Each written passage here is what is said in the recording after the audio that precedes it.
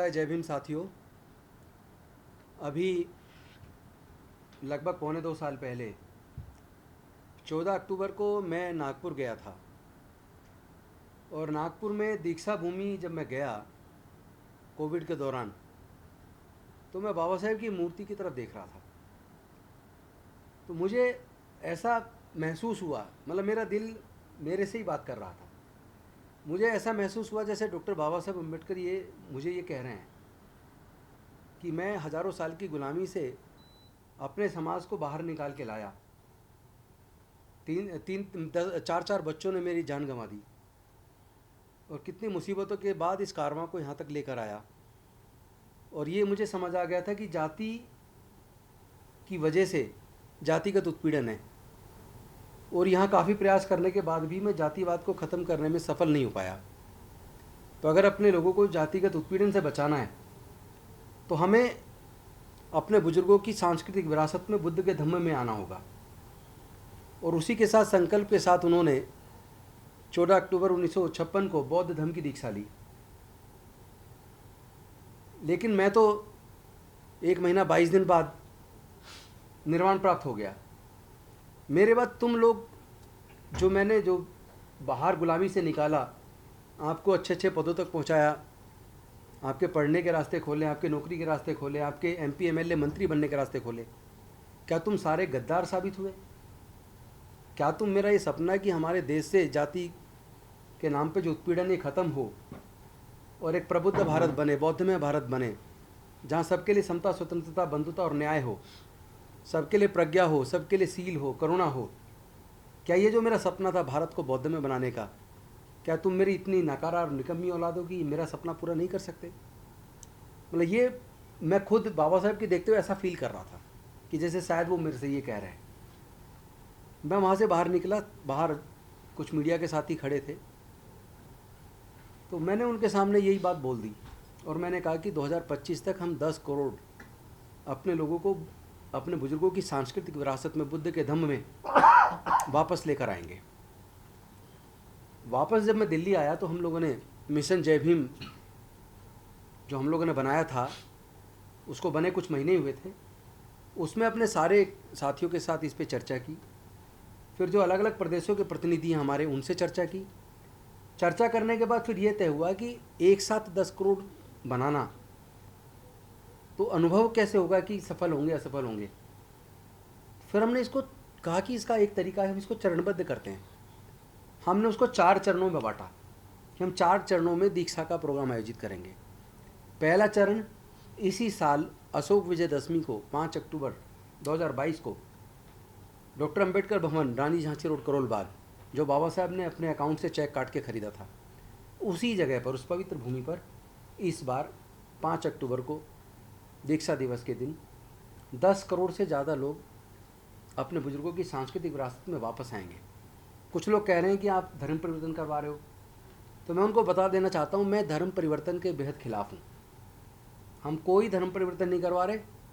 हम सिर्फ ये लोगों को समझाने का प्रयास कर रहे हैं कि जिस तरह घर से कोई आदमी निकलता है और वो दूर चला जाता है और मान लो उसकी याददाश्त खो जाए, वो रास्ता भटक जाए, जब उसकी याददाश्त वापस आ जाती है, उसे अपने घर का रास्ता वापस याद आ जाता है, तो वो वापस अपने घर ही तो आता है फिर। तो उसी प्रकार हमारे पूर्वज बौद्ध थे। हमारी बुद्धिस्ट संस्कृति भारत से गई, पूरी दुनिया ने स्वीकार किया। आज हमें जब ये एहसास हो गया अपना इतिहास पढ़ने के बाद कि हमारा इतना गौरवशाली इतिहास है, हमारे पूर्वज बौद्ध थे, तो आज हम अपने लोगों को अपने बुजुर्गों की सांस्कृतिक विरासत के बारे में, अपने बुजुर्गों के इतिहास के बारे में बता रहे हैं। तो पूरा समाज तैयार हो रहा है कि हम वापस अपने घर में आएंगे, अपने बुजुर्गों की सांस्कृतिक विरासत में बुद्ध के धम्म में वापस आएंगे। तो ये जो दीक्षा का प्रोग्राम है, ये बेसिकली अपने बुजुर्गों की सांस्कृतिक विरासत को संजोने, संवारने का, अपने समाज को वापस दीक्षित करने का ये पर्व है। इस साल 5 अक्टूबर को 10,000 का लक्ष्य रखा था, लेकिन जैसे जैसे मैंने देखा पूरे देश में जो मिशन जय भीम के लोग और बाकी भी हमारे समाज के लोग, अलग अलग संगठनों के लोग भी कोशिश कर रहे हैं, उस कोशिश से वो 10,000 जो हमने तय किया था, वही कम से कम 30-40 हज़ार पे तो अभी तक पहुंच चुका है, जो लोग रजिस्ट्रेशन के लिए अप्लाई कर रहे हैं। गुजरात में बहुत बड़े पैमाने पे लोग दीक्षा का आयोजन कर रहे हैं। हर साल वैसे तो अशोक विजयदशमी पे दीक्षा का आयोजन होता है, भारतीय बौद्ध महासभा हर साल करती है, और भी संगठन करते हैं, लेकिन इस बार अकेले गुजरात में ही 10,000 से ज़्यादा लोग कर रहे हैं, यूपी के अंदर 10,000 से ज़्यादा लोग कर रहे हैं, दिल्ली के अंदर 10,000 से ज़्यादा लोग कर रहे हैं, बिहार में कर रहे हैं, मध्य प्रदेश में कर रहे हैं, महाराष्ट्र में कर रहे हैं। तो लोग जैसे जैसे लोगों को अपने बुजुर्गों के इतिहास के बारे में पता चल रहा है, वैसे वैसे लोग वापस, चूँकि सब देख रहे हैं कि ये जाति की वजह से हमारे साथ जातिगत उत्पीड़न है, आए दिन मूँछ रखने पर हत्या हो रही है, घड़े छू लेने मात्र पे हत्या हो रही है, घोड़ी पे बारात निकालने पे हमला हो रहा है, सो कॉल्ड अपर कास्ट के लड़की से शादी कर ली तो मार दिया, अभी उत्तराखंड की घटना है। तो इस तरह की जो घटनाएं ये हमें शर्मसार करती हैं, इससे दुख पैदा होता है। इसी वजह से हमने सोचा कि फिर अगर जाति में बने रह के जातिगत उत्पीड़न बना रहेगा तो फिर हम इससे बाहर निकल आते हैं, हम अपने बुजुर्गों की सांस्कृतिक विरासत में बुद्ध के दम में वापस आते हैं। इसी संकल्प के साथ हमने इसको 4 चरण में बांटा। इस साल 5 अक्टूबर अशोक विजयदशमी 10वीं 2022, जिसमें 10,000 तय किए थे, लेकिन संख्या काफ़ी ज़्यादा जा रही है।